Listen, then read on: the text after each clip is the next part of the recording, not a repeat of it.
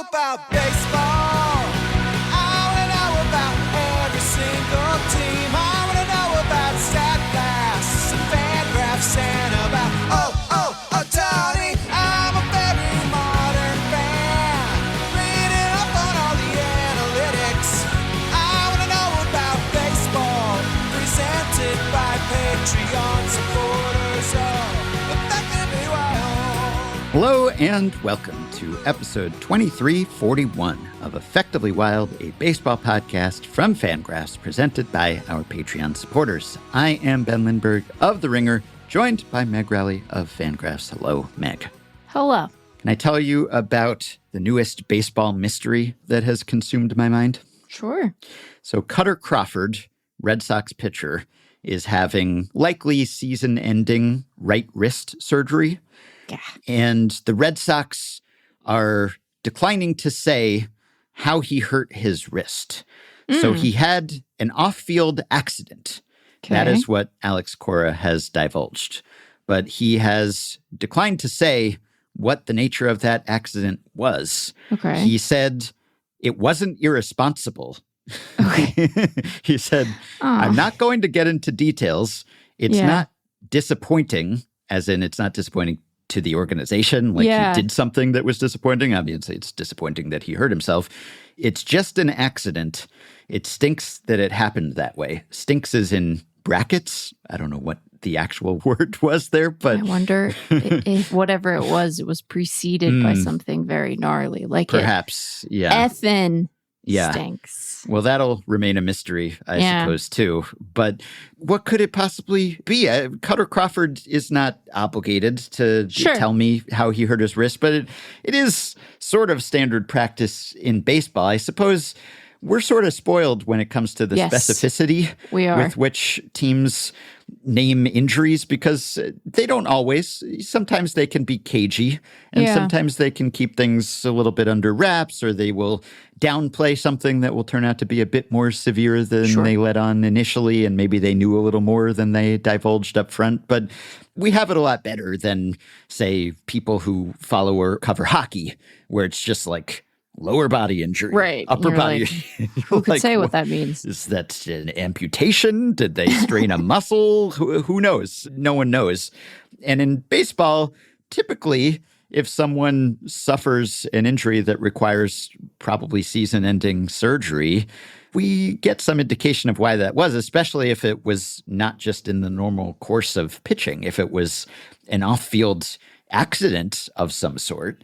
Because if it wasn't something embarrassing or irresponsible or disappointing to the organization, if it doesn't reflect poorly on Kutter Crawford, then why not divulge it? It has sort of Streisand affected me, where you could have told me almost anything about Kutter Crawford's wrist, and I would have said, sure, fine, whatever. But now you're not going to give me details. Now I need to know. So I don't want to invade Cutter's privacy here. He has it hard enough as it is, having to have surgery and injury-plagued season and all the rest. But I cannot help but be curious about what sort of accident that is not irresponsible would still be best kept under wraps and follow-up questions went evaded. Well, and my understanding, and here I might be misremembering details of the CBA, so you'll have to forgive me if that's true. But, I think part of it is that when the injury does occur within the course of baseball activities, I think that they have to tell you under the terms of the CBA, whereas they have a lot more latitude to obfuscate if it is an away from the field sort of incident. So my sense of injuries is perhaps the opposite of yours, where it's like, I think you're right that we often just know because the expectation and the precedent is one of disclosure, even in instances where they would perhaps be within their rights to not say anything. But, normally when it's like if a guy blows out or does something to his Achilles, who could say why that's top of mind? But, we hear about that, and we hear about that with a great amount of detail. Whereas you're right, like hockey, who could say? And, football's not much better when it comes to this stuff. So, it is a little odd. Maybe it's not disappointing, but it is embarrassing. And they're trying to spare Kutter scrutiny around Something, something. Who could say? Who could say what that something is? Many people did say in various replies to tweets and such, and you could probably imagine what people might have joked about it being a wrist-related injury that you might not want to get into the details of. We would not traffic in such speculation here because our journalistic standards are unless you wanted to. I wasn't preparing a couple of potential jokes. Yeah. I wouldn't do that. No, I never. Want to respect Kutter Crawford. Right. And, not be a jerk about it. I guess it could thread that needle of not irresponsible, but still embarrassing. Right. And yet, the thing is that there are so many embarrassing baseball injuries that you would just be one of many. It would just be, you'd be on a future listicle of like top 10 strange baseball injuries and people who hurt themselves on can openers and hurt themselves sneezing and Joel Zumaya playing Guitar Hero. Like, is it more embarrassing than those? And if so, I mean... Ben, again, I don't want to speculate. I don't know Kutter Crawford, his relationship to other people or himself. But I will say that, like, cutting your hand on a can opener, playing Guitar Hero, being in your 30s and twisting funny, and then all of a sudden being out for 2 months, I suppose you could call those injuries embarrassing because they make you kind of klutzy, right? They like put you into that territory. But there's like that kind of embarrassing, and then there's... jerking it so hard to get surgery. I mean, like... Well, you went there after all. I'm not saying that is what happened. No. I don't know. I would hazard a guess that is actually quite unlikely. Probably, yeah. And so, I don't think that's what happened, Ben. But that is where one's mind goes when one's mind is deprived of details and one's mind is in the gutter to begin with, is that you start thinking, is this some sort of sex-related injury? Like, because rarely in all the annals of baseball injuries, you don't really have that so much, right? Yeah. Like I'm struggling to think of examples of that specific sort of injury, and it can happen, Yeah, I don't have a mental catalog of sex injuries. It could also be that it's something innocuous, and they thought that maybe there would have been more condemnation of him if they specified, whereas it's so nebulous now. Like, one of the many ways that Chris Sale hurt himself when he was on the Red Sox was bike-related injury. And I know that there are still Red Sox fans who say, oh, that probably wasn't that was just the cover story. Because there are many notorious instances of players who had some cover story, and then it came out that wasn't actually what happened. Jeff Kent washing his car being the canonical example, but there are many. You could look it up and I'll link to some examples. But that's the thing, is like when they don't divulge, then they invite speculation. And so that's why you think, well, gosh, what could it have been that it wouldn't have been better just to say? Like if he hurt himself doing some non-baseball related physical activity, there might be some fans, even if it was something perfectly fine, there might be some fans who'd be like, get annoyed by that. Yeah, you should just be a baseball robot. You should be doing nothing but baseball. Anything that could potentially injure you, that's you being a bad teammate or not living up to your contract, or even if it's not something that's prohibited by a contract, it's just like you should be more focused on baseball. Right. And so leaving it to the imagination might be better, potentially, if you think that fans are going to react harshly to whatever it was, even if it isn't something that was impermissible. Right. And, a great many of these guys' contracts do specify certain activities that are sort of verboten for them to engage in while they're under contract, whether it's the regular season or not. And sure, maybe... But then it would seemingly fall into the realm of disappointing if it was one of those things that he was expressly forbidden from doing, and it resulted in some sort of an injury.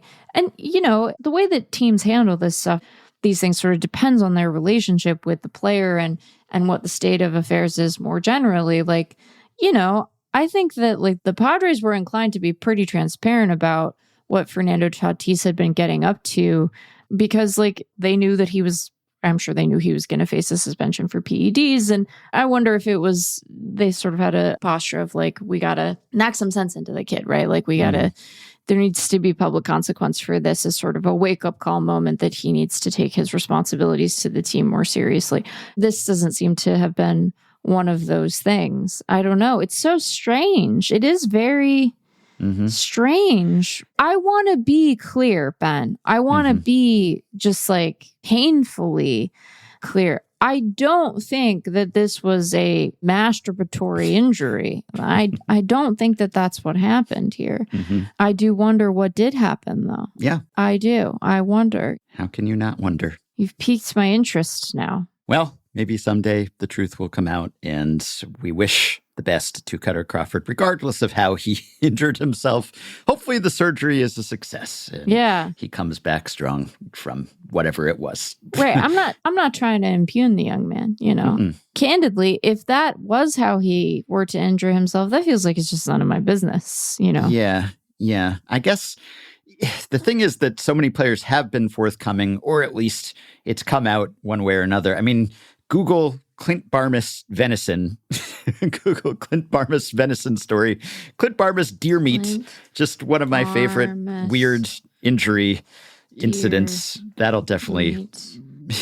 This is. He fell on deer meat? This is 2005. This is 20 years old. Let me read the AP report. Colorado Rockies rookie shortstop Clint Barmas says he was lugging a package of deer meat he got from teammate Todd Helton and not a bag of groceries when he fell and broke his collarbone.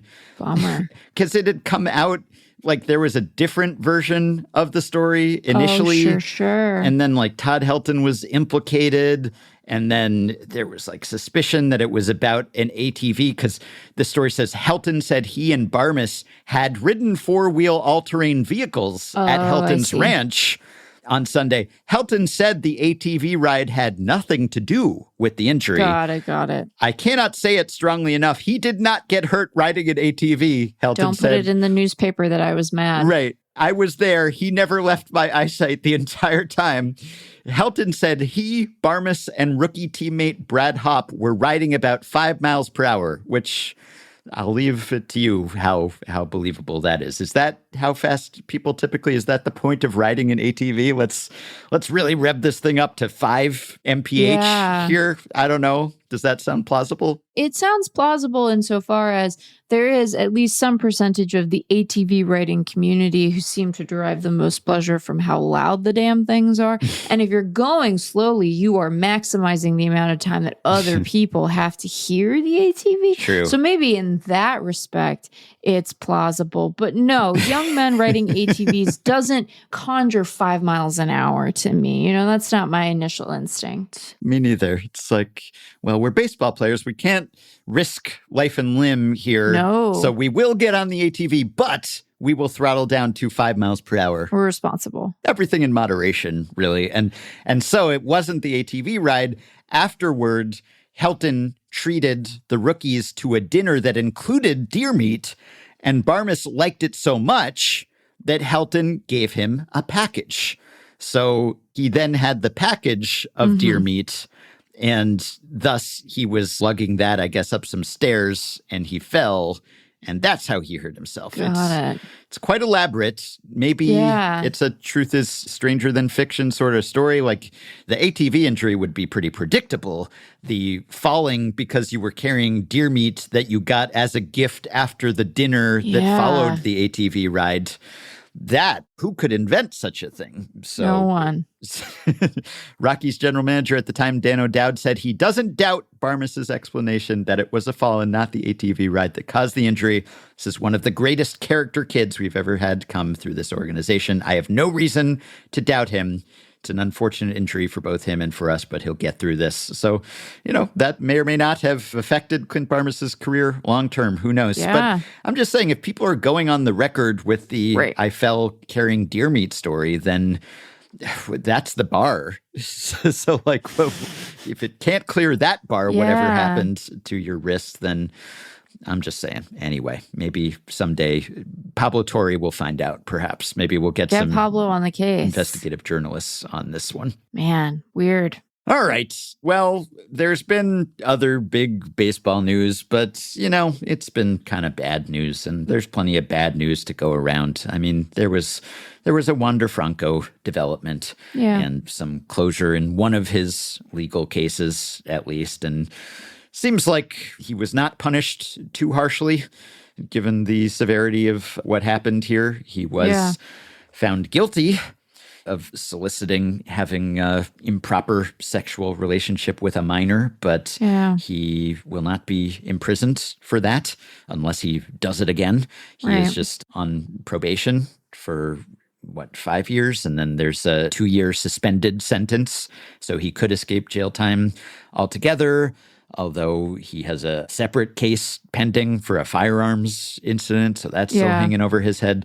The mother of the girl in the relationship got 10 years for trafficking, which sounds strange, the imbalance there. Not that that's not also bad, but look, this is another country and another legal system, and hard to weigh the particulars of that, but he is guilty of that crime, and it's a bad crime regardless of the punishment. And so the baseball implications, he's not going to be back in baseball. I mean, you might have thought, oh, well, he won't be literally in prison, so perhaps that clears a path. But A, it would be hard for him to get a visa and come back to this country. And even if he managed that, one would think that now that these legal proceedings have concluded, that MLB will impose its own, one would imagine, lengthy, hefty suspension. Yeah. And so he will be on the ineligible list. He has been for years now. He has not been paid, as this has been playing out through the courts and the DR. And just, you would think that the Rays, either they would be able to void the contract because of this, some sort of morals clause situation, or if he can't come to this country, then they won't have to pay him. Right. If he can't get a visa. Yeah.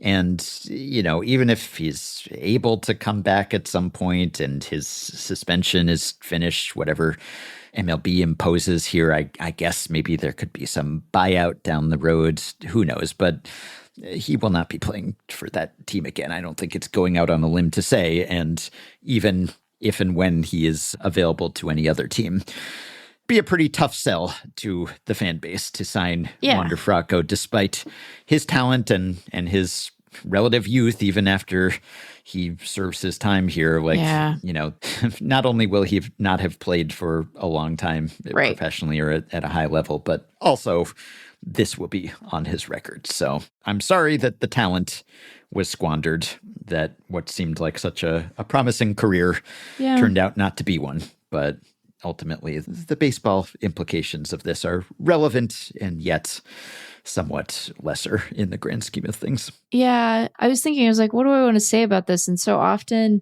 our response to these things has to be informed by a failure on the league's part, right? To take something seriously that we feel ought to be, to impose penalties that we feel are sufficient.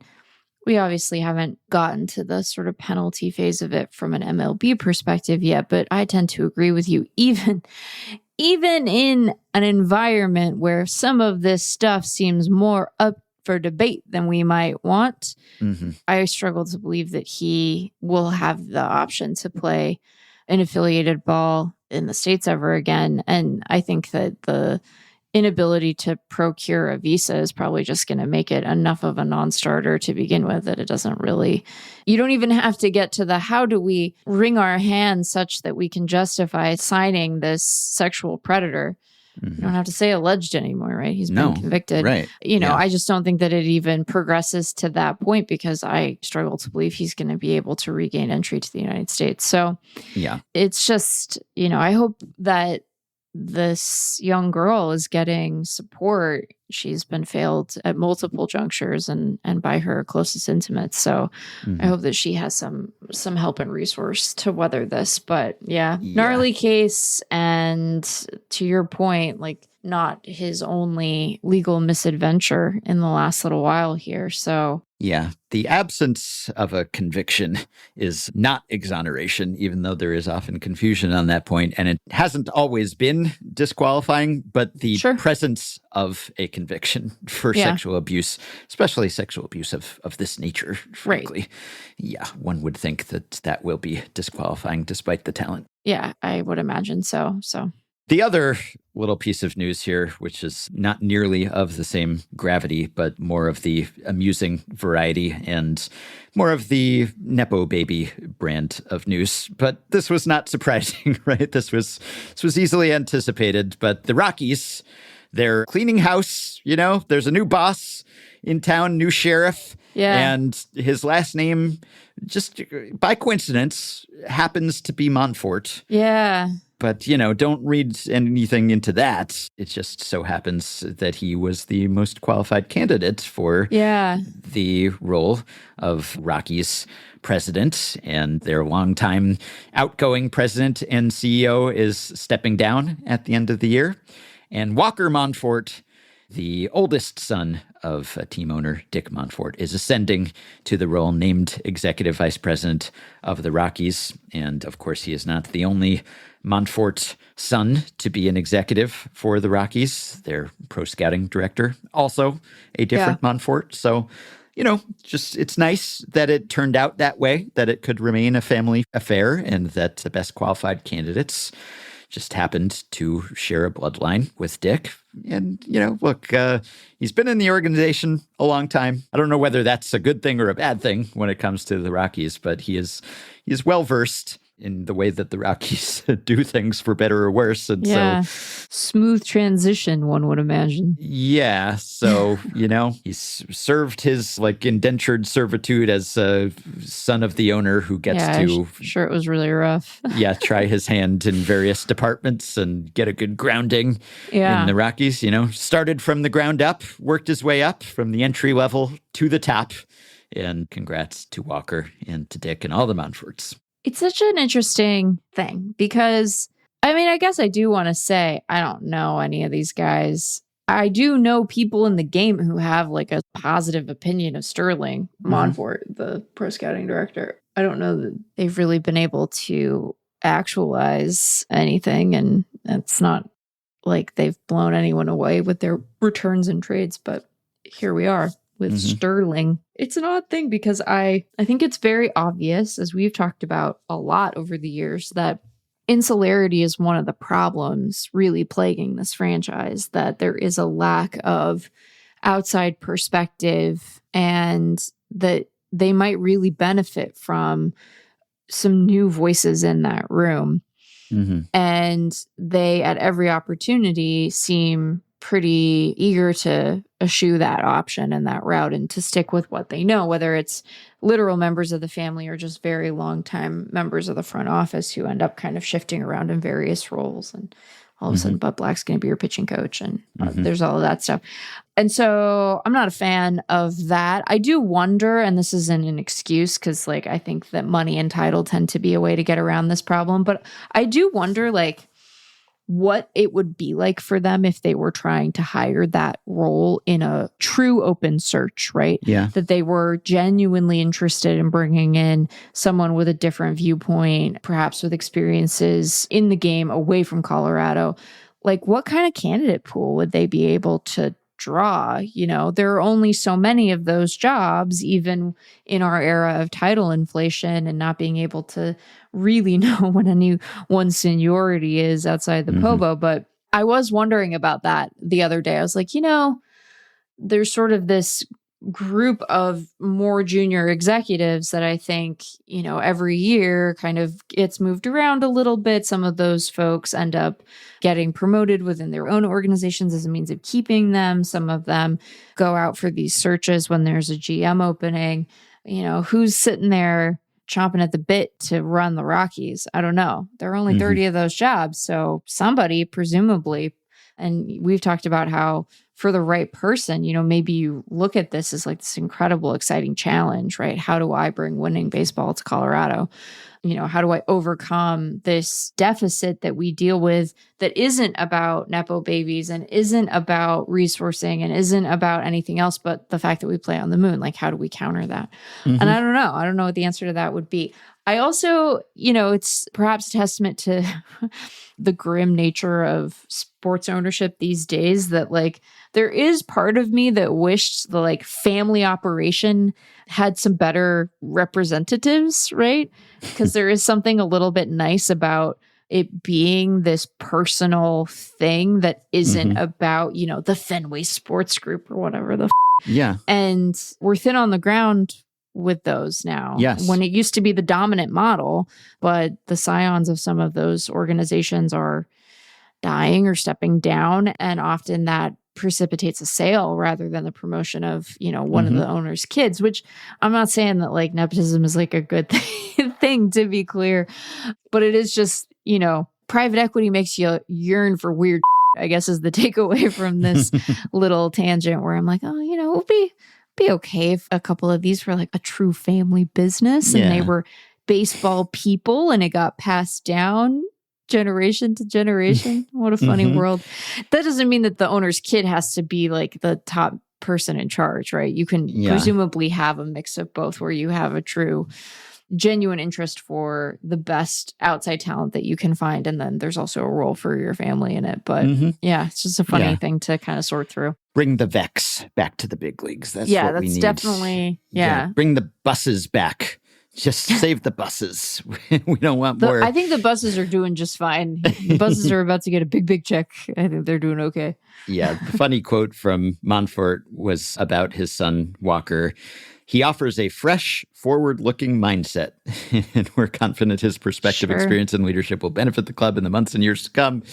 I mean, he might, but it doesn't exactly send the signal that we're turning the page, as Monfort says here, to your next chapter, when your next chapter is your son who's been in the organization for a really long time. Right. I have some sympathy on some level for the Nepo babies because they've had it good in a lot of respects and they've had it easier in a lot of respects. But there is that one way in which they've had it harder, which is that people put pressure on them or expect a lot of them or just discount their actual qualifications and accomplishments. And there are a lot of good Nepo babies. There are Nepo babies who are better than their progenitors. There are some of them who would be entitled to have earned their place on their own, and they can never quite prove that they would have made it on their own, no matter how skilled and accomplished they are. You just never know if they would have made it without having that head start. And I think the most endearing of them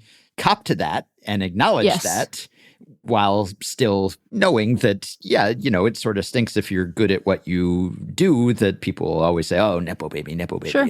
I get that. But also you kind of have to, like, who doesn't like Jack Quaid? We all like Jack Quaid. Sure. And, he's very relatable about the whole thing, I think, even more if we so can't than his really mom. relate. Yeah. So, I quite enjoy his work. I'm glad that he had perhaps an easier time getting seen or whatever. It's, sometimes. I don't know about that part, but the rest of it, sure. Maybe, I guess. I'm happy that I can enjoy his performances one way or another. And sometimes the very Nepo baby being can help qualify you for something because you had a helping hand. Yeah. Like maybe you can be more qualified for a baseball executive position because you've been able to be a baseball executive your entire life. Like maybe that has actually helped you get good at that job because you just got to do that from day one when someone else might not have gotten that opportunity. Right. So yeah, you never know. A Nepo baby could be good. Maybe Walker Monfort will save the Rockies, and Sterling, he will have a Sterling record. And together, the Monfort brothers will actually offer a fresh, forward-looking mindset. The optics of it are never the best, really. If the knock on your organization has been that you're too loyal or too set in your ways, then you promote two of your sons. Although Dick Monfort's hardly alone here. And, can I say that I would not do the same? I'd like to say that I would not do the same, but if I owned a baseball team, and I had offspring who wanted to work in baseball, would I be above? Would I be Warren Buffett saying, no, I'm not leaving you a fortune, you have to make your own or whatever? I don't know. Would I be able to harden my heart and say this will be better for them in the long run? Or will I say I want to make my kid happy? Who knows? I probably will not find myself in quite the same situation. Yeah, I mean, look, I also enjoy Wyatt Russell's work. Are we going to get more Monarch Legacy of Monsters? Yes, I think so. Okay. I'm glad. I liked it. That's a rec from me to everybody. Monarch, Legacy of Monsters. You like Godzilla? You're going to like that. You're going to enjoy that. But yeah, like, I'm not saying that every one of these guys or gals is unqualified. You know, people's objection comes to the advantage piece of it. And there are ones that are not good. Like, are we all still pretending Gracie Abrams is talented? Or at least this talented? We don't need to do that. We can let that go. JJ won't know, man. He's not going to come lens flare you. Just let it go. It doesn't matter. I have no opinion, but it would not take much for Gracie to surpass JJ in my book. So, oh, I love this take. My goodness, we might have to do a holding JJ Abrams accountable for what he has wrought. Yes, I'm there for that. But how we talk about this in the context of baseball players and so many sons of big leaguers. So yeah, it helps sometimes to have that training and that advantage, obviously. But that doesn't mean that you're not qualified to be a big leaguer because, you know, sports are not a perfect meritocracy, certainly. And there are sons of big leaguers who get drafted as a courtesy and they have an opportunity that someone else might not, or they might be more likely to be promoted with the same performance as someone else. But generally, if you do make the big leagues and have a long career there, you have to earn your spot, at least in this era. Yeah. And, you know, the shortening of the draft has curbed some of those courtesy draft pick instincts, right? Because the resource is more precious than it necessarily used to be. But yeah, I think I'm just always struck by, like, sure, you want to work in baseball, fine. It is interesting to not have the desire to, like, strike out on your own, at least to a different team. Like, there are sons of big leaguers who are working in front offices and they are well regarded and have been promoted. And, you know, people think that they do really good work. I've never heard anyone say anything bad about Preston Mattingly, you know, but yeah. Just to avoid the snide comments that we're making right now. Yeah. Just strike out a little bit, right? Like, I think that when it's literally your father's team, it's just hard to create that distance. Yeah. When I worked at Goldman, Lloyd Blankfein's son was in my analyst class. And I was just like, you want to stay in finance? Sure, I guess. But, like, you don't want to go. I guess it would probably be a story if he'd been like, I'm going to go work at JP Morgan. But it's like, you really want to be the CEO's kid? Like, and he was a nice guy. I didn't have any, like, I didn't know him very well, but I was just like, feels like you're putting yourself in a position where you're just never going to be able to escape scrutiny. Yeah. And maybe you're comfortable with that. Maybe it's fine, but it is just an odd thing, particularly when it is like one of the primary knocks against the way your dad does business within the here I'm talking about the Monforts again. You know, it's like people have been saying for years and years that what the Rockies need is fresh perspective, outside voices, someone to shake up the organization and bring best practices from teams that have had greater recent success to bear on the challenges that Colorado faces. And so it's just like, this is the thing people say is most wrong with your org. You don't want to go somewhere else? Try somewhere else? So anyway, I was worried that Anna Sawai would be like too famous to do more Monarch Legacy of Monsters. Maybe she is. Is she involved in the second season? This is now Meg finding out about Monarch Legacy of Monsters. Yes, I think they have filmed season 2, or at least I saw some notice that was the case. But I'm so glad. Okay. Well, I don't know if you know this, but we are poised at this moment at the exact halfway point of the regular season. Whoa. Yeah. There have been 1,213 games played of a scheduled 2,430. Wow. So we are 49.92% of the way through the season, which means that we are about to embark on the second half, as it is universally defined and referred to. Yep. Yeah, second half, everyone knows. Yeah, no controversy there. Yes, we all know we refer to exactly the same thing when we use that term. Yep. And so this is a decent time to take stock of the standings and of players who have outperformed and underperformed. And by the time people hear this, we will have passed the halfway point. But while we are here right now, suspended in this space, I did a little spreadsheet work to just see where things stand and compared some preseason projections to some actual results thus far. None of which I suppose will be all that surprising if you've been following this season and this podcast, but would have been surprising if I had told them to you a few months ago when we were studying those preseason projections. So I have compared the preseason projected win totals for teams to the win totals that teams are currently on pace for. So not what they're projected to finish at, but just on pace, just pure extrapolation of their current winning percentage over the rest of the schedule.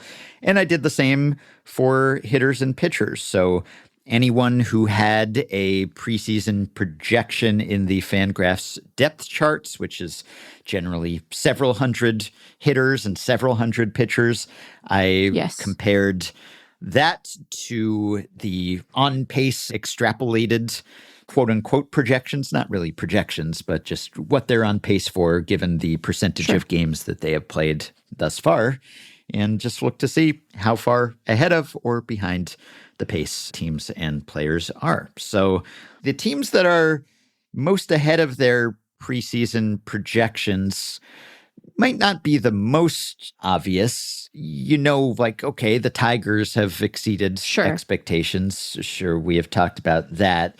And they are third on the list. They are 13 and a half games ahead of their projected preseason total.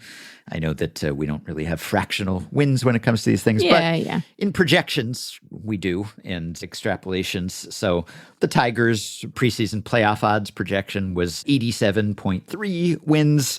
They are 51 and 31 as we speak here on Friday afternoon. That's a 622 almost winning percentage. They're on pace for, if we round up, 101 wins. If we don't, 100 wins. And so they're, 13 and a half wins ahead of their preseason projection. Okay, well, they've gotten plenty of acclaim for that because they are in a solid position in the AL Central. Yeah. One might even say they're running away with things. They're tied for the best record in baseball as we speak with the Dodgers. But the teams that are actually ahead of their preseason pace by the most, a little less sung, the Angels. Yeah. The Angels, preseason projection of 66, currently 40 and 40, on pace for 81. Obviously, that's 15 wins ahead of their pace. And we briefly talked about them and Joe Adele last time, and I expressed some skepticism about the sustainability of this pace. But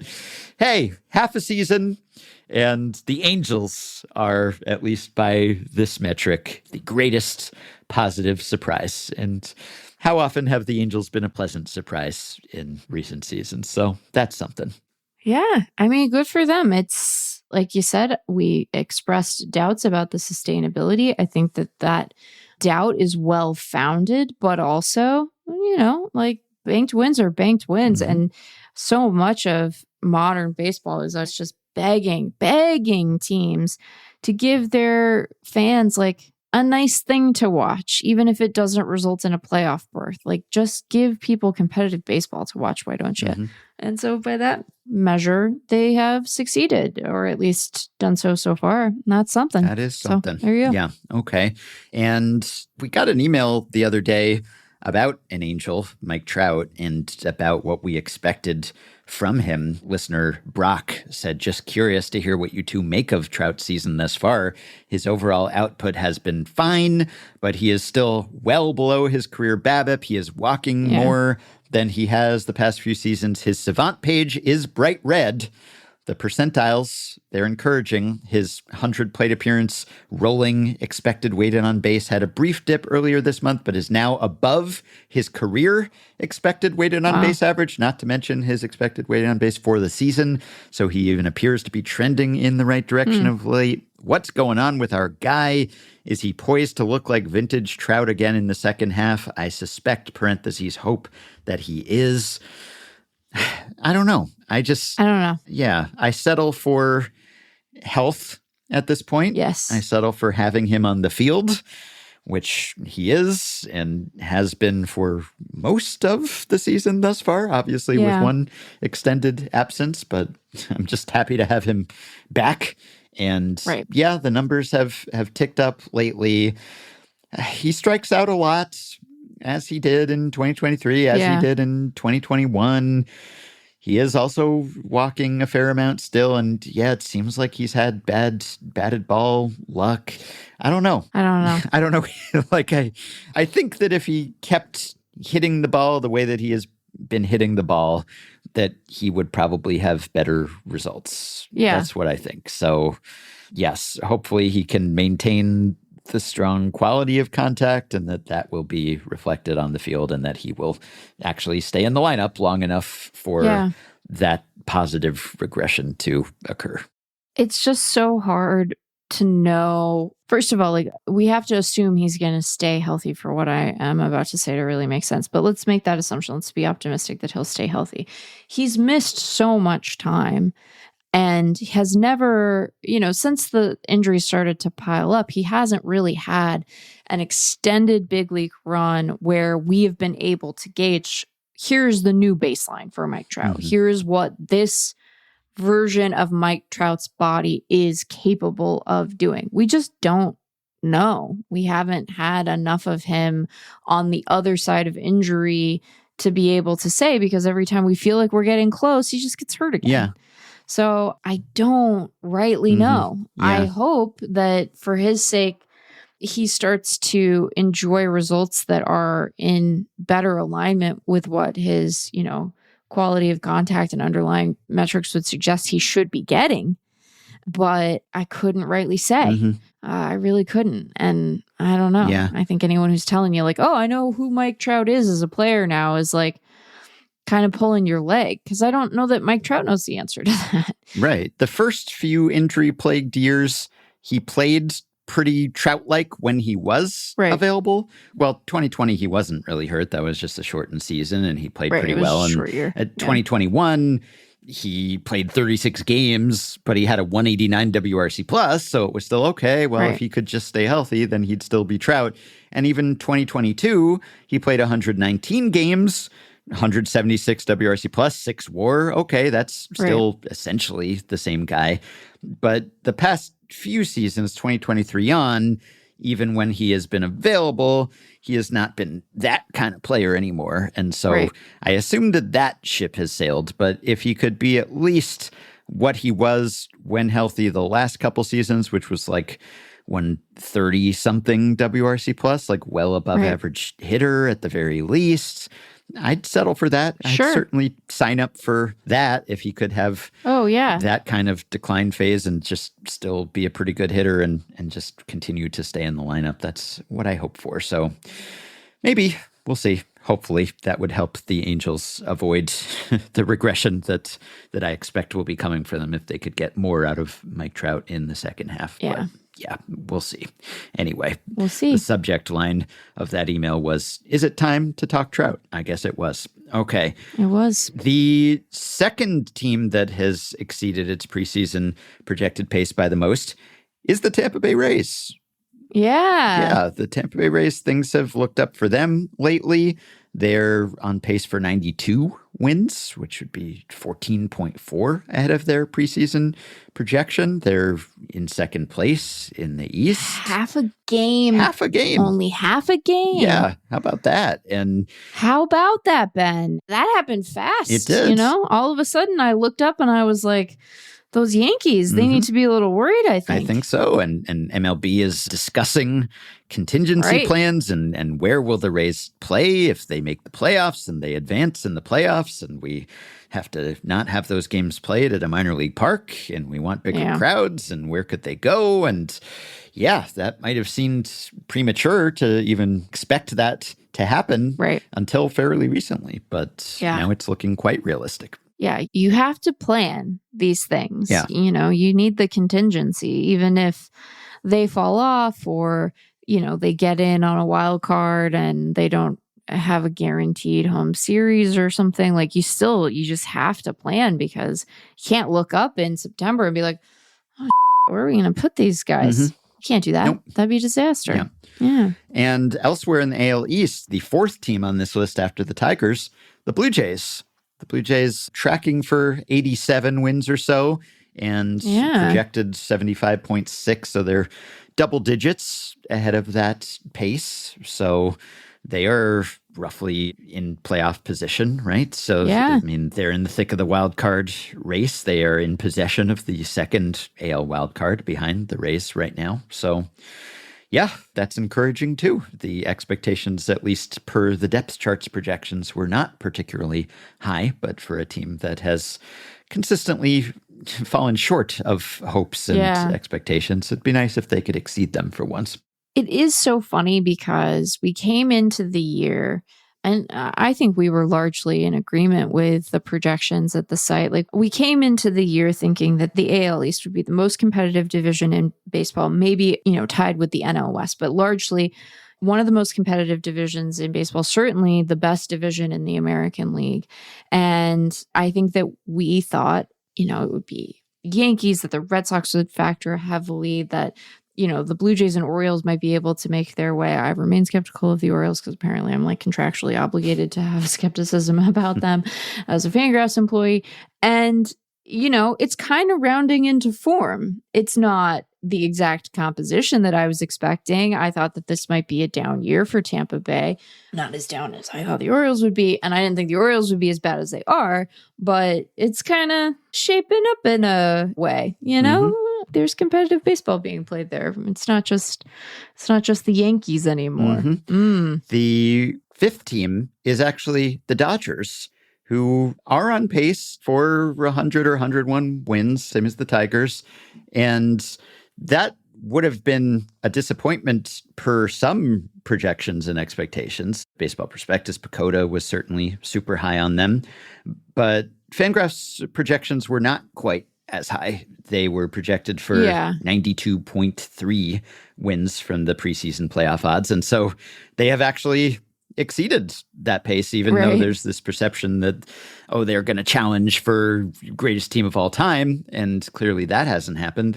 They've put some separation between them and their rivals in that division. They've got 6 games of breathing room right now, but obviously some individual players who have not delivered the way that they were expected to. And the team as a whole, it hasn't gone quite as swimmingly as it seemed like it could. It's far from the best case scenario, but it is actually ahead of where they were projected to be. Yeah. I think that their preseason projection is just useful if you're ever having a conversation with someone about the kind of conservative nature of projections, even for very good teams. Because the Dodgers had, if I remember correctly, I think it was them ahead of the Braves even. Like, them and Atlanta were the only clubs that were projected to surpass even 90 wins for us in the preseason playoff odds. Like, we had just a very dense middle in terms of the site. So yeah, it's so funny because you're right. People were like, I keep getting this MLB Network promo. You get these promos where they're like, it's like extolling the virtues of each team. It's like, oh, you're never going to believe the Mariners are. First of all, they got to recut some of these because some of them are out of date. They are not reflecting reality.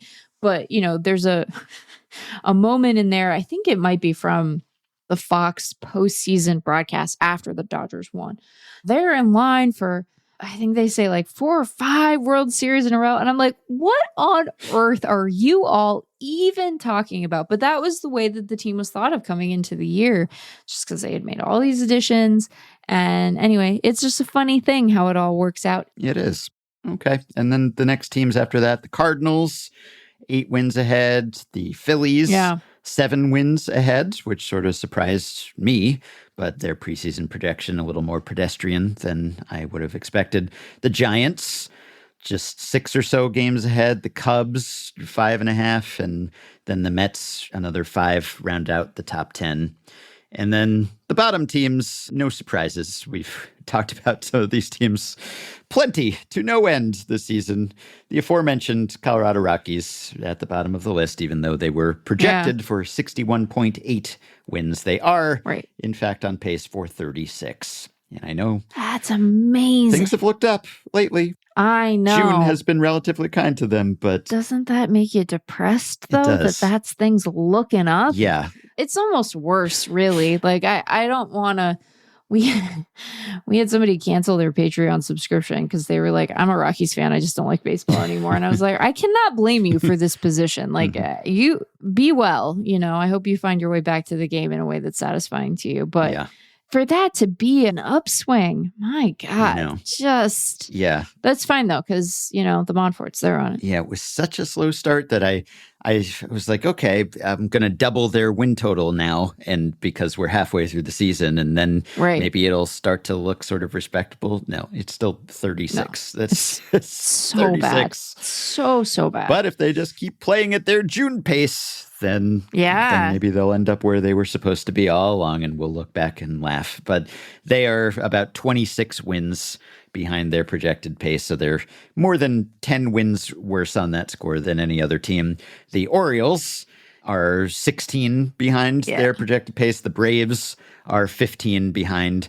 And then the Royals, things have been rough for the Royals lately. They're about 10.5 behind, so they were projected to be very much in the thick of contention, 86.5 preseason projected wins, and now they are on pace for 76. And the poor Pirates, they were optimistically projected for 72.3, and they're on pace for 63.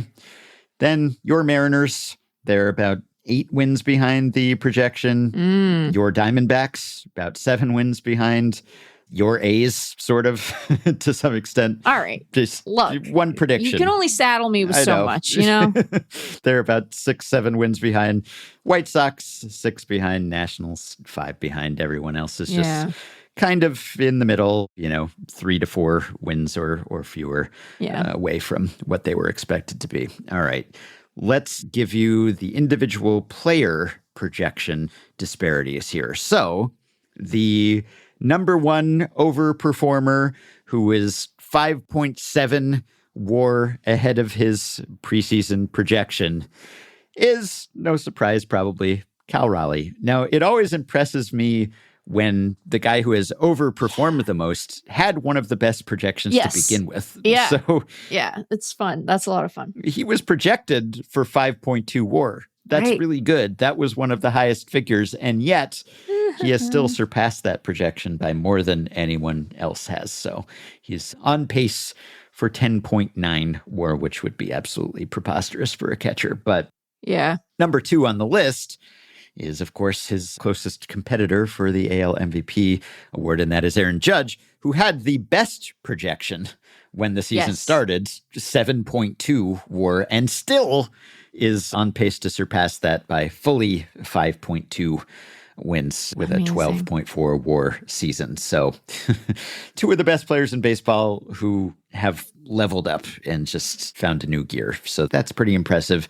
Then third guy was not projected to be a superstar, but has played like one. Andy Pajes of the Dodgers. He was projected for 0.7 WAR and is on pace for 5.8. So that is a 5 win over performance. And that's really encouraging for the Dodgers, because I think we said earlier this year that as great as their aging superstars were, their veterans, they did at some point need to start to really work in the next generation and Right. find playing time for those guys and help them break in.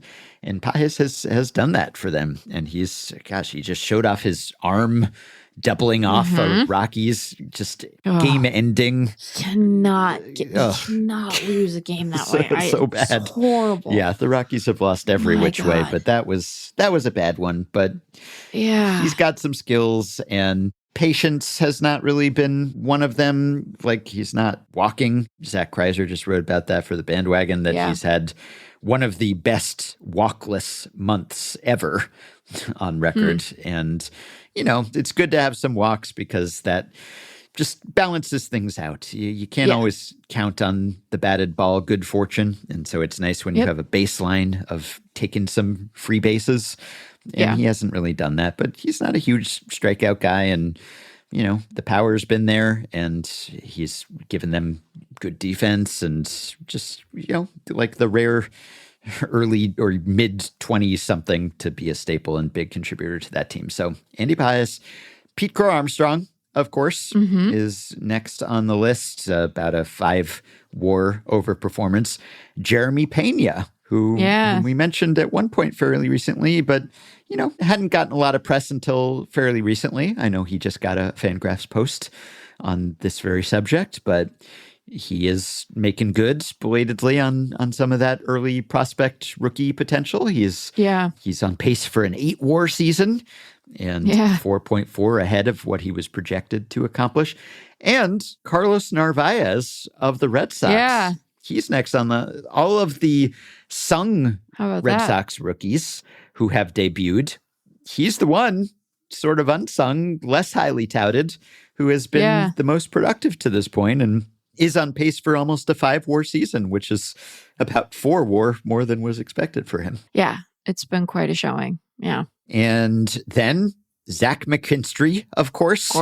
Powering that Tigers overperformance, projected for 0.7 WAR, on pace for 4.5, so 4 WAR ahead, and a guy who might not have even gotten a chance if it hadn't been for other absences, and here he is. James Wood, who was a universal breakout pick, and I took some objection to that because I thought it was just a gimme. It was too obvious, and he was good as a rookie. But I guess some vindication for the breakout pickers is that not only did he have a strong projection to begin with, like he was projected to be a 3.1 WAR guy, well above average player, but he's 3.5 WAR ahead of that pace. He's on pace for like a 7 WAR season. So if you specified that you thought that James Wood would have an MVP caliber campaign, then okay, I'm going to give that to you. I don't know that you need to allow it because that's not what they meant, Ben. They didn't mean it like that at all. Maybe not, but I try to give people the benefit of the doubt. Sometimes he has been excellent. Now, the next guy on the list was a little less predictable. Ernie Clement. Ernie Clement was projected for 1.6 WAR.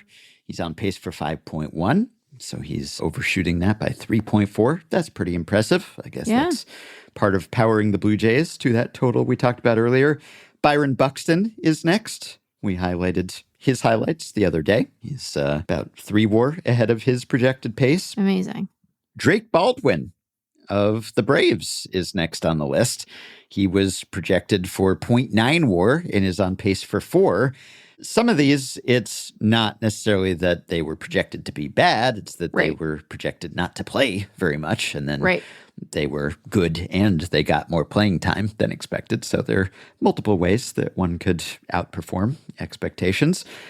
Next, another Blue Jay, Addison Barger, who was projected to be basically replacement level, and he's on pace for a 3 WAR year.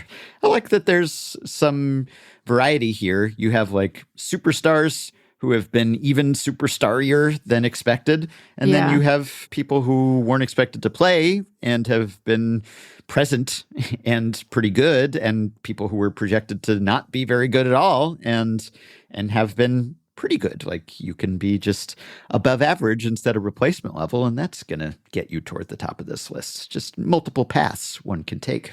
Right. There are a lot of ways to be a good baseball player and a lot of ways to stink. And hey, here's a Rocky on this list. How about that? No. Hunter Goodman of the Rockies. He has, in fact, been good, man. He's been 0.4 WAR was his projection, 3.5 pace. So he's a full 3 wins ahead of his pace. How about that? An above average Rocky. The Rockies have to have an all-star, right? Yeah. So Hunter Goodman, maybe it's you. Maybe you're the good man. It could be. Corbin Carroll is next. We talked about his injury the other day. Dylan Dingler, who has been part of that Tigers performance. It's like, Zach McKinstry, Dylan Dingler. These are the guys who've been part of this Tiger surge. And Will Smith of the Dodgers. Another Blue Jay, Tyler Heineman. Just lots of Blue Jays representation here. Yeah. Ryan O'Hearn, the rare yeah. Oriole who has exceeded expectations. Yes. He's like looking around like, not my fault, guys. Why Right. don't the rest of you I keep didn't up? do it. Yeah. Maybe he'll find himself sent to some other team soon, perhaps. Yeah. Another Tiger, Javi Baez, whom we talked about earlier this year and his surprise bounce back. Kyle Tucker of the Cubs, another player projected to be quite good, but has been even better. Jonathan Aranda of the Rays, who was a popular breakout pick, and I think a justified one, given his results thus far. Cedar Rafaela of the Red Sox.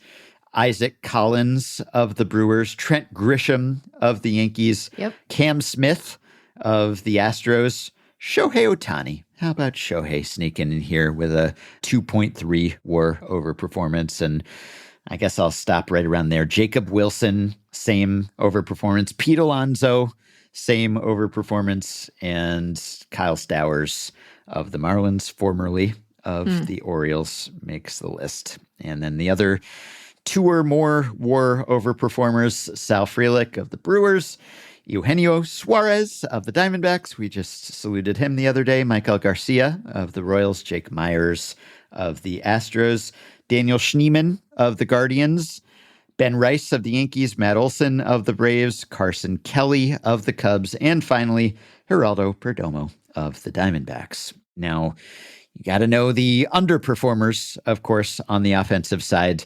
The biggest underperformance, Yordan Alvarez of the Astros. Yeah, who has been absent a lot and was hampered by the injury that has kept him out of the lineup, even when he was in it and it wasn't really diagnosed. And so, Yordan was projected for 5.6 and has been sub-replacement level thus far. So that'll get you the bottom spot here on this list. And then Michael Harris II of Atlanta, just not living up to the expectations and projections. Anthony Santander, funny, the Blue Jays have exceeded expectations, and the guy who has helped them do that is not really the big free agent signing. Yeah, how about that? Or any of the big free agents. It's not really Scherzer, it's not really Santander, but he's down there. Luis Rengifo of the Angels, even though the Angels have exceeded expectations, Rengifo has not. Brenton Doyle of the Rockies, one of the rare Rockies who was supposed to be good, but hasn't been. Michael Massey of the Royals, who has been quite bad because I saw him there and I was like, was he projected to be good? Not really, but he's been that bad, projected for 2 WAR, and he's been negative 2.2.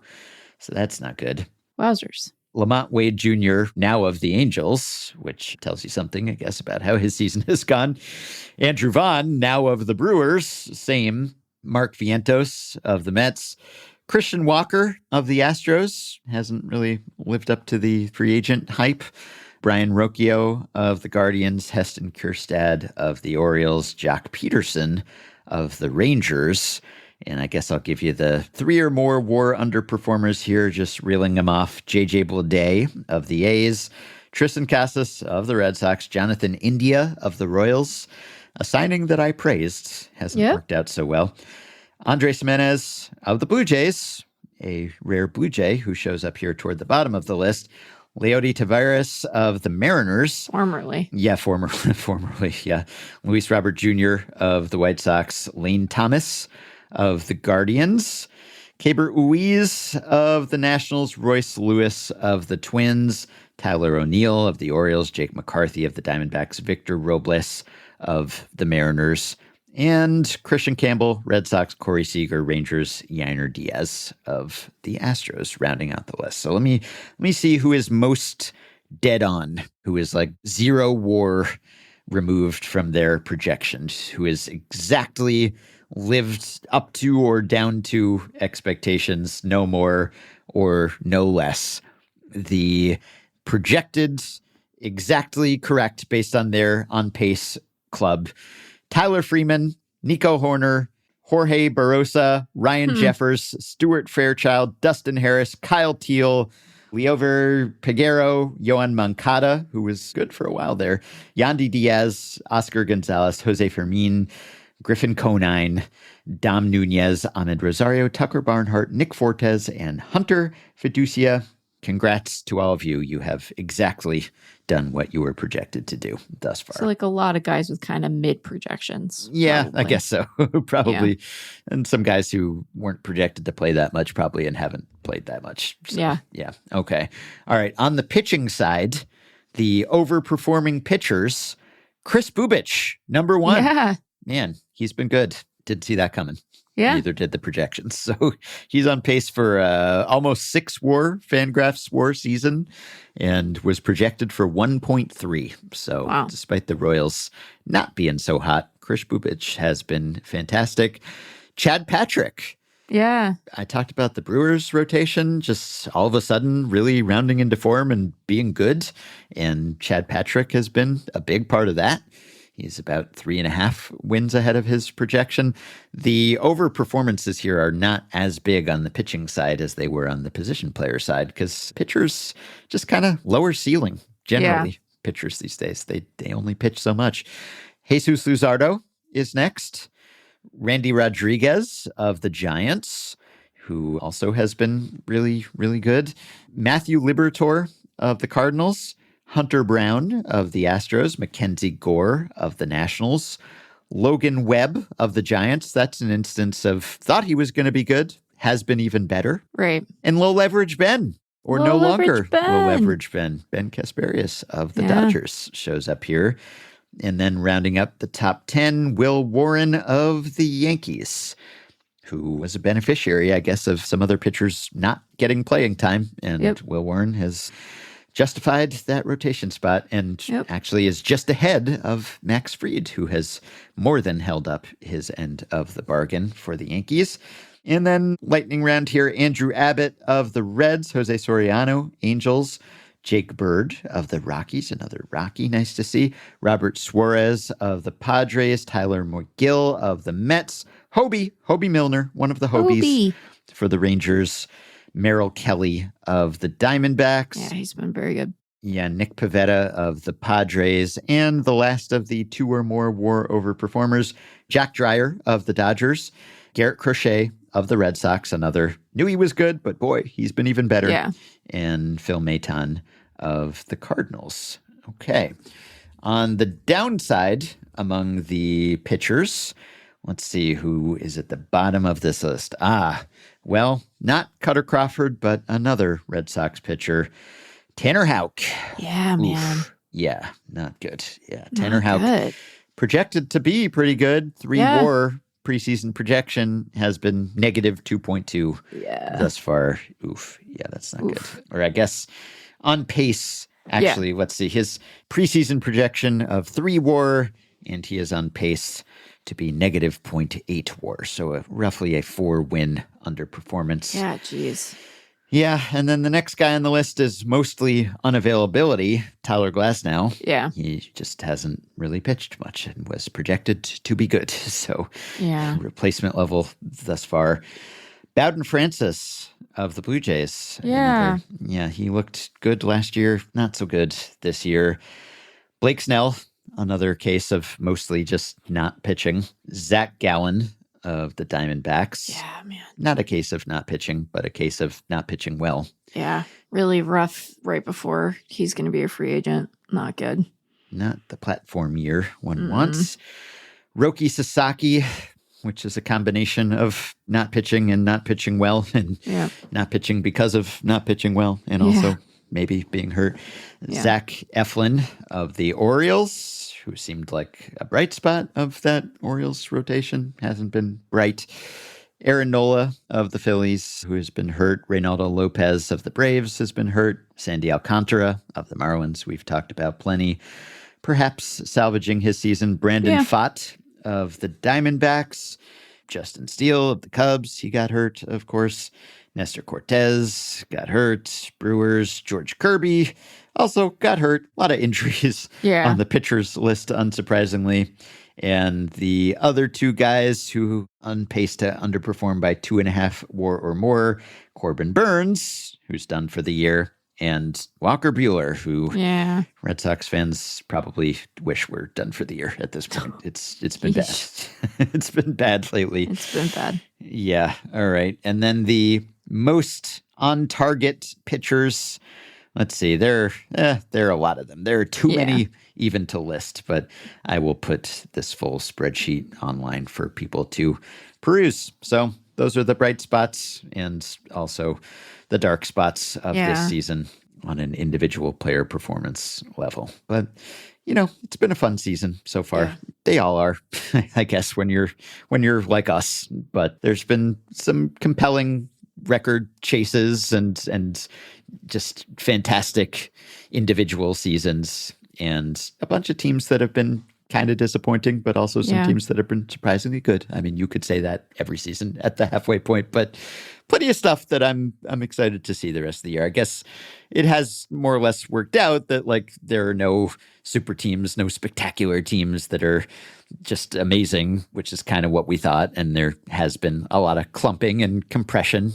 So, we had that last year. We were projected to have that this year, and we're going to be reckoning with that for the rest of the season, presumably. Yeah, I would think so. All right. Well, that's our check-in on the regular season at the precise halfway point, and we will be with you throughout the second half, and we will refer to it accurately here on Effectively Wild, despite what the splits on various websites might say. And now perhaps we can wrap up with our What If Sports What If of the Week. And of course, we are sponsored yet again by our partners at What If Sports, who have gone to the trouble of creating special offers for Effectively Wild listeners, a special landing page on the website. Please land there so that they know that you heard about them on Effectively Wild and took advantage of this partnership. A special offer for Effectively Wild listeners and anyone who stumbles across this URL despite not being an Effectively Wild listener. I guess there's no test. There should be some sort of test here. When you sign up for this special offer, you have to prove that you're an Effectively Wild listener. But no, I guess it's open to anyone who goes to whatifsports.com/effectivelywild and clicks the link to get a $1 first season. How could someone not take advantage? It would be malpractice not to take advantage of a single dollar offer. Foolish. It would be short-sighted, penny-wise, pound-foolish. Not even penny-wise. I mean, you're barely saving pennies. It's just a single dollar here. So you can't congratulate yourself on having saved a dollar. What does a dollar even buy these days? Well, it buys a first season of either Hardball Dynasty or Sim League Baseball, courtesy of What If Sports, where you can construct your team, you can manage your franchise, you can try to engineer a dynasty, you can manage on the macro level, you can manage on the micro level, you can set some lineups, you can draft, you can budget, you can come up with hypothetical teams of players from all different teams and eras, just playing together and testing their mettle. So whatifsports.com/effectivelywild. All right. So this week's What If of the Week is actually a response to last week's, sort of. So this comes to us from listener, Patreon supporter James Bonnell, who said, listening to the discussion of changing baseball scoring to be more like fantasy baseball, which was the hypothetical we considered last week, got me thinking about how to articulate what's different philosophically, and I find myself pondering two dimensions. First, there are the different metrics, where traditionally baseball uses runs. you explored a good amount of the space around changing that up. Either adding more metrics or switching over entirely would certainly change the game, but the second dimension is where my interest peaked. Fantasy teammates don't know they are working together. I guess they don't even know that they're teammates. In baseball, if you get a hit and your teammate scores, that's an RBI for you and a run for your teammate. Not always, because how can you not be pedantic about baseball? But no matter which metrics you choose, there's always going to be a strong correlation of performance on a team that knows it is a team. The real intrigue of fantasy sports, to my mind, is that we get to choose a bunch of people and make them work together, but they never know they are working together. So instead of changing the scoring in baseball to embrace the fantasy sports ethos, what if we instead highlighted the second dimension and made there be secret teams that the players don't know about? I had one idea about a way to implement this, but believe the space is ripe for experimentation. My idea was to have the commissioner of baseball draft a fantasy team and keep the roster secret, but after the completion of each day of games, publish the scoring components for their secret team.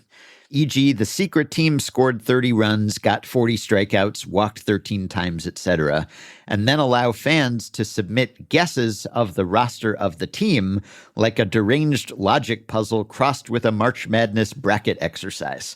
Maybe there's a prize for the first X fans who submit correct rosters. Maybe the fan gets to choose a team to receive some kind of in-season boon to use. Maybe the commissioner will help the fan fulfill some fantasy. Who can say? One of the reasons I've been a listener of Effectively Wild for many years is because of my love for how weird baseball can be, and I'm never surprised but always pleased that every episode gives me something new and usually weird to think about. Thanks. Well, thanks to you, James, for giving us something new and weird to think about. So, secret team that is perhaps gradually revealed or perhaps never revealed. I like the idea of having to reverse engineer who's on the roster based on the stats. That would probably be a fun puzzle. I guess you could probably just have some sort of computer-based way to figure that out, so you wouldn't have to do it by hand, and probably you could figure it out quite quickly, because it's like, what permutation of performances, like what roster would have produced this outcome, this spread of stats? I don't know how many days and games you'd have to go before you could really narrow that down. I'd guess not that many, because, at first, I guess you'd just have a bunch of people who went 1 for 4 or whatever. Right. And maybe it would be tough to untangle, but I would guess pretty quick. But then I don't know, maybe there could be just like near infinite variations or ways that you could get to those statistical totals. So I don't actually know, but my gut feeling would be that you could narrow it down fairly quickly. Yeah, I think you'd be able to sort it out fairly quickly, and that would be a problem, because you still need the results on the field to be what matters. And it's like, what if you're like a pitcher and then like you realize that the hitter you're pitching to is on your team? Like, how do you navigate that? I don't know. That would be a bit of a conflict of interest there, bit of a moral hazard. You'd have to save it until the end. And then, like, what's the point? Right. I guess, what is the point? That is often something we consider when it comes to these hypotheticals. Because, there is something like this that we talked to Emma Baccelleri, I believe, about when it came to AUSL, the Athletes Unlimited Softball League. Not the version of that they're debuting, but the version where they would have a tournament and people would play on teams, but like would be graded on an individual level. So like you could be on a team, but ultimately you're kind of out for yourself to some extent. And I think we talked a little bit about what weird situations that cooks up if something benefits a particular player but not the team so much. And so that is sort of a precedent for this, I guess, although in that case they're aware that they're out for themselves despite playing on a team simultaneously. So in this case, if it's like a secret team, I don't know if would you be motivated to win still? I guess it would be weird for like clubhouse harmony, because ostensibly, nominally, you're on a team, you're playing with the same people all the time, and yet, there's nothing at stake for you, I guess, in the team's success. But it feels like there just would be, regardless. Like, wouldn't you almost rebel against this team construction? Like, okay, maybe I'm in a secret team, but I am also on this team in a very real sense. Like, I'm playing with these guys every day. And unless it's revealed to you, if the team is revealed to you, then how does that change your mindset? Yeah. Right. It would really do a number on like your incentive structure. Like, how would you navigate that? I think that it is a funny thing to just be like, the thing of it is we need the results on the field to be what dictates whether or not stuff is going. You just want it to be unambiguous. You want people rowing in the correct direction, whatever their team needs them to do. It's a tricky thing. Right. Huh. Yeah, I'm trying to, because wouldn't you form those bonds regardless? Just you would be in the same lineup with someone. You'd be traveling with them all the time. You'd be in the same clubhouse, in the same hotel. Like, it'd be hard not to see yourself as part of that team, aren't you? Or are you wearing different uniforms and yet you're playing in the same game? Does everyone have their own individual uniform, like kind of an all-star game sort of aesthetic? And then your loyalties are torn, and you'd have players accused of being only out for themselves, and it's that would probably lead to some bitterness or bad blood. Like, I guess there's less of an emphasis on productive outs now than there used to be, because maybe there's a greater understanding that they weren't always productive, but you'd end up in some situations where it might make sense to advance a runner and give yourself up or something. But if you're out for your stats, then you're not going to be motivated to do that. And then, that seems thorny, seems tricky. How would you even watch? Like, we'd all have to have, like, you'd have to have sort of a red zone system set up. Right. Like with the baseball reference tool, where you can input particular players and you can set your MLB TV just to switch to their plate appearances when they're up or they're pitching or whatever it is.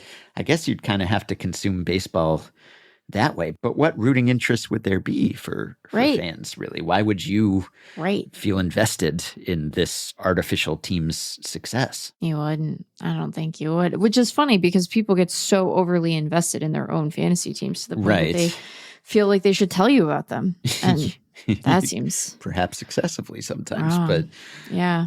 But in that case, the investment comes from your own agency in drafting that team. You put that team together, so you're testing your wits in a way. Whereas in this case, why would you root for this kind of random assortment of players who were just grouped together, not through your doing or through the team's doing, but just by the commissioner, by random selection, by pulling names out of a hat? That just, it seems unsatisfying. Yeah, I don't think it would resonate really. Mm-hmm.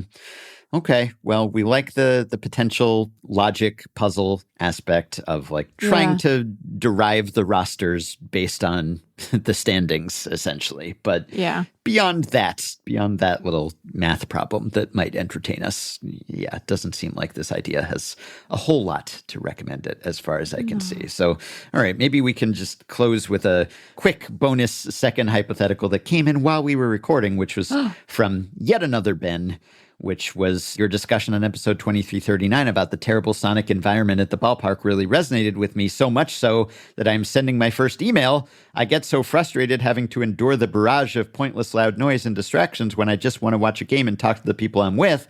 I've had an idea for a while, and I'm curious if anything like this exists or how we could get teams to adopt it. A low-tech promotional night at the ballpark. They could come up with the right branding along the lines of retro night or baseball unplugged. There would be no canned music and no sound effects, only live organ, announcements, and the chatter of the crowd and the crack of the bat. No screens except for the scoreboard and realistically probably ads. No loud, cheap content forced on us during every inning break. Maybe even ban smartphones in the stands. I'm kidding, though I do wish I could experience that. What do you think? I don't know how marketable it is, but personally, I would absolutely put this on my calendar at the start of the season. How can we make this happen? I'm pretty sure that this has happened in some limited cases. I think that someone wrote in, and I may have read just that there was precedent for this, certainly in the minors, that there have been like throwback nights, that kind of thing. And from what I remember, they weren't super popular or they didn't really resonate. And maybe this sounds better than it is. And maybe we're used to the glitz and the glamour, and we'd get there and it would be like quiet, too quiet. And it would be weird in a way.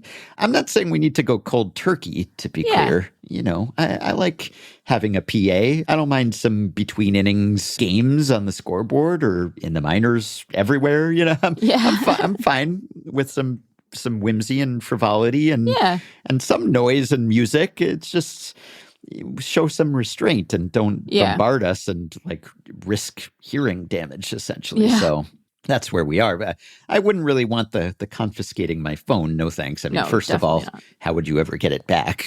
But beyond that hassle, sometimes that happens at a concert, right? Like you put it in a little pouch, though. Yeah, you still keep it on your person. They maybe request that you don't take photos, or they do try to force you to put it into something, and some people disobey. Like, you know, I don't want to be kept from my phone if I go to a ball game. I think there's something to that, like make you focus on the in-person experience, and maybe it's more memorable to you if you're not watching the entire concert through the screen of a smartphone, which I do resent sometimes. Like, sure, snap your pic and then put it away. I think we've talked about that on a bonus Patreon episode. We've ranted about that before. But yeah, don't confiscate my electronics, but just moderate your use of electronics to some extent. Yeah. And that would be nice. You know, ballparks have always been a little loud. It's just the canned artificial electronic bombardment, the unstinting noise. Yeah, it's too much. Yeah, it's too much. I think that some sort of throwback night, I think it would do well. I think people would enjoy that. And it's like, this is part of what I am always irked by at Diamondbacks games, because like the Diamondbacks have an organist. Mm-hmm. And I don't understand why, if you employ Bobby Freeman, you have to have DJ Rockweiler. Ben, what are we doing with that? Yeah. Mm-hmm. They got all these DJs. They have one every game. They have like a rotation of folks who do it. Yeah. I'm not trying to disrespect DJs. No. I don't know if I mind if I'm disrespecting DJs, but I'm not trying to disrespect DJs. Mm-hmm. Yeah, if DJs catch some strays, you might be okay with it. Yeah, I might be okay with it. And it's not to say that there aren't talented DJs. I just think that there are a lot more DJs than there are talented DJs. Mm-hmm. Yeah. So there's that. But yeah, I like having the organ be more prominent. I know not every ballpark has an organist, but particularly when you do, you should, have like that be at the center of it. And it's generally a mix. Like, my sense is not that Dodger Stadium has a DJ. They play other music, but then they famously have an organist who has like predictable cues. And that's cool. It's cool even on the broadcast. Yeah, I'd be into this. I think stripping out all canned sound, you might miss some of it. But just take it down a notch. Take it down a few notches, maybe. Take it down a notch. Just take it down a few notches. It doesn't have to be gone. It just has to be a little more mellow. Like, why is it so... Yeah. Okay. We're pro retro night. And I guess what you said about DJs probably applies to every profession, that there are more people doing it than are talented at doing it. Certainly applies to podcasting. Oh, yeah. I mean... Not this podcast. Not this podcast. Not these podcasters. Just some who shall not be named. It's just like we could make the mics more expensive. It might be good.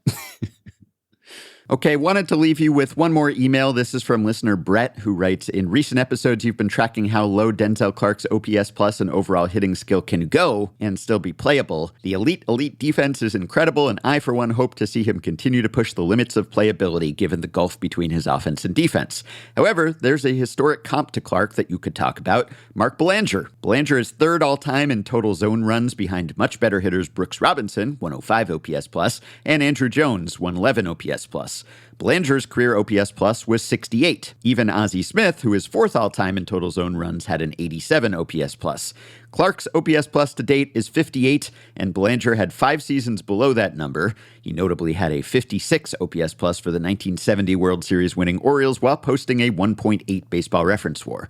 So it seems like Belanger is the baseline that Clark must meet, but I did my research while riding the train and don't have a stat head account. Are there better comps? No, I don't think there are. I think Brett has nailed it. I do have a stat head account, and if I search for players with an OPS plus of 70 or below and a wins above replacement career total of 20 or more, so a guy who had an actual career and was productive for a while, there are only 5 of them. There are 2 early 20th century players, Lee Tannehill and George McBride. There are a couple 90s shortstops, Ozzie Guillen and Ray Sanchez, and then there's the earlier shortstop, Mark Belanger. And Belanger is an outlier, even in this group, because those other 4 have about 100 or 100-something career fielding runs above average. Belanger's at 241, and so his WAR is double all of those other guys who just barely clear that 20 WAR bar. He's at 41 WAR. He was a really good player who played 18 years in the big leagues for a lot of good teams. That's how good his glove was, both by reputation, 8 gold gloves, and according to the best stats that we have. But when we last talked about Clark, I think he was at a 28 WRC plus, so that's Bill Bergen territory. No one has managed to have a long and productive, valuable career while hitting that badly, unless they're a pitcher. But Clark has pulled those offensive stats up a bit. He actually took Tarek Skubal